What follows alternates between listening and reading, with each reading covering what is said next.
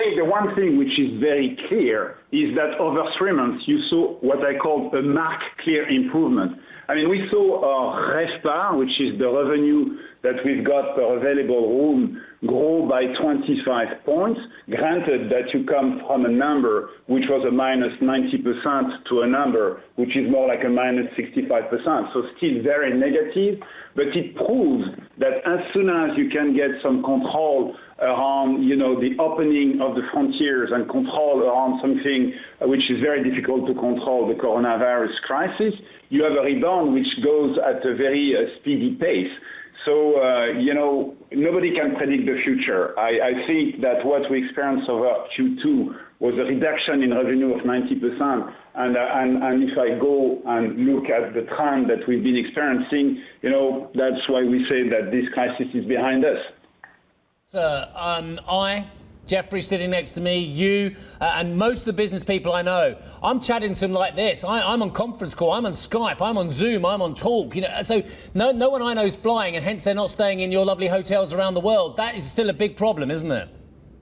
Yeah, you're right on that. I mean, what we benefited from over summer was leisure business, so people, in fact, willing to enjoy life, simply stated. And so, what you see here is that as soon as you reopen the door, everybody wants to have a life that they prefer, because I'm sure, like you do, that you prefer to see people in person versus being Zooming them. So I think the human nature here will play a role, but again, this is going to be over time. And we've been through that crisis benefiting from domestic business, right? We need to be clear on the fact that international is still very much closed, and as long as, in fact, the frontiers do not open, we won't get results that are satisfactory. Do you think, Jean-Jacques, that the measures that are being taken at the moment in Europe are appropriate? There's been a lot of disagreement among regional governments and even protest groups about the degree of the fresh curbs on consumer behaviour. Do you think governments are going a little bit too far?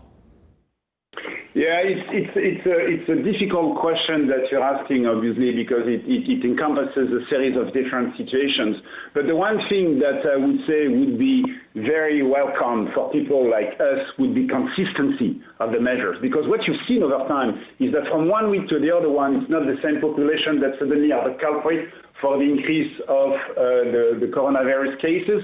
And hence, the difficulty that we have to adapt in a kind of operating mode. So to me, I'm not a doctor. I mean, some people are better positioned in order to get the analysis right and do what they think medically we should be doing. But in my view, what we don't do well is coordination. And by the way, just look at how China has been rebounding from that crisis. And they have been rebounding that way because it's a large place which has had a very united way of dealing with the crisis. We should get to that point.